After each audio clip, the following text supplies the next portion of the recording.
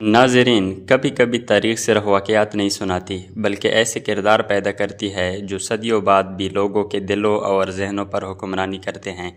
اور اگر برصغیر کی تاریخ میں ایسے کرداروں کی بات کی جائے تو ایک نام باقی سب سے الگ دکھائی دیتا ہے: ٹیپو سلطان شیر میسور۔ ایک ایسا انسان جس کے نام سے انگریز کانپتے تھے، ایک ایسا حکمران جس نے غلامی کے آگے جھکنے کے بجائے موت کو گلے لگانا پسند کیا۔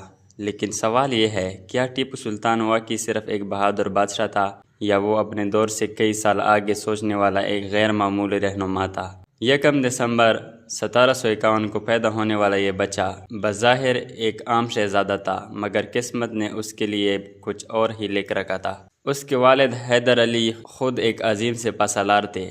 انہوں نے اپنے بیٹے کو صرف کتابی تعلیم نہیں دی بلکہ گھڑ سواری، تلوار بازی، فوجی حکمت عملی اور ریاست چلانے کے اصول بھی سکھائے۔ کہا جاتا ہے کہ کم عمری میں ہی ٹیپو سلطان میدان جنگ کے مناظر دیکھ چکا تھا۔ جہاں دوسرے بچے کھلونے سے کھیلتے تھے، وہاں ٹیپو سلطان جنگی منصوبے سمجھ رہا تھا۔ شاید یہی وجہ تھی کہ اس کی شخصیت میں بچپن ہی سے ایک غیر معمولی اعتماد نظر آتا تھا۔ وقت گزرتا گیا اور نوجوان ٹیپو سلطان نے اپنی ذہانت اور بہادری سے سب کو حیران کرنا شروع کر دیا۔ لیکن پھر وہ لمحہ آیا جس نے اس کی زندگی ہمیشہ کے لیے بدل دی۔ 1782 میں اس کے والد حیدر علی کا انتقال ہو گیا۔ دشمن خوش تھے۔ کئی لوگوں نے سمجھ لیا کہ اب میسور کی طاقت ختم ہو جائے گی۔ انگریزوں کو یقین تھا کہ ایک نوجوان حکمران ان کا مقابلہ نہیں کر سکے گا، لیکن تاریخ نے ایسا موڑ لیا جس کی کسی کو توقع نہیں تھی۔ ٹیپو سلطان تخت پر بیٹھا اور چند ہی سالوں میں پورے ہندوستان میں اس کا نام گونجنے لگا۔ اس وقت برطانوی ایسٹ انڈیا کمپنی آہستہ آہستہ برصغیر پر قبضہ جما رہی تھی۔ ایک ایک کر کے ریاستیں ان کے سامنے جھک رہی تھی، لیکن میسور ایک ایسی دیوار بن گیا جو انگریزوں کے راستے میں کھڑی تھی، اور اس دیوار کا نام تھا ٹیپو سلطان۔ ٹیپو سلطان صرف تلوار کے زور پر نہیں لڑتا تھا، وہ نئی سوچ رکھتا تھا۔ اس نے ایسی جنگی راکٹ استعمال کیے جنہیں دنیا کے ابتدائی راکٹ ہتھیاروں میں شمار کیا جاتا ہے۔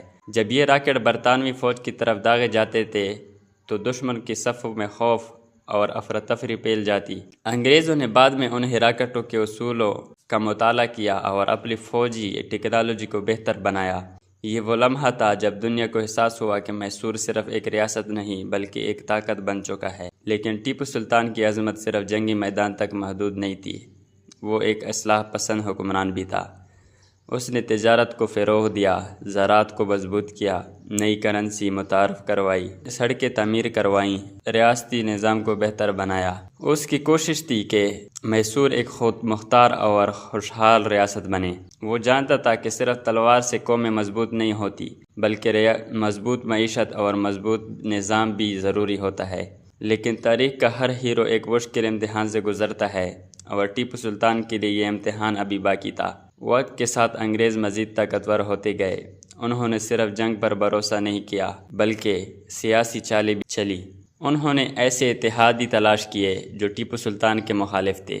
مرہٹے، نظام حیدرآباد اور برطانوی فوج ایک ہی صف میں کھڑے ہو گئے۔ اب دشمن صرف ایک نہیں تھا بلکہ کئی طاقتیں ایک ساتھ میسور کے خلاف میدان میں آ چکی تھی۔ جنگیں ہوتی رہی، خون بہتا رہا، اور پھر وہ سال آیا جس نے تاریخ کا رخ بدل دیا۔ 1799 سرنگا پٹنم کا قلعہ فضا میں بارود کی بو پھیلی ہوئی تھی۔ ہر طرف تلواروں کی چنگار، توپوں کی گنگرج اور سپاہیوں کی للکار سنائی دے رہی تھی۔ دشمن قلعے کی دیواروں تک پہنچ چکا تھا۔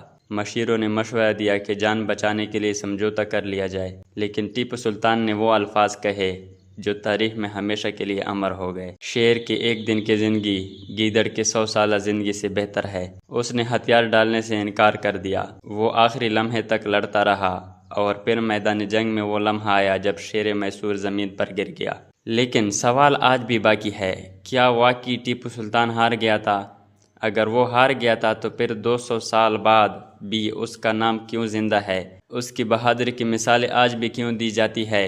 اور انگریزوں کے خلاف مزاحمت کی علامت کے طور پر اسے کیوں یاد کیا جاتا ہے؟ شاید اس لیے کہ کچھ لوگ مرنے کے بعد ختم نہیں ہوتے، وہ تاریخ بن جاتے ہیں۔ اور ٹیپو سلطان انہی چند لوگوں میں سے ایک تھا، ایک ایسا انسان جس نے طاقتور ترین دشمن کے سامنے سر جھکانے کے بجائے لڑتے ہوئے جان دینا قبول کیا۔ اسی لیے آج بھی جب برصغیر کی تاریخ میں بہادری، عزت اور مزاحمت کا ذکر ہوتا ہے تو ایک نام سب سے نمایاں نظر آتا ہے، ٹیپو سلطان شیر میسور۔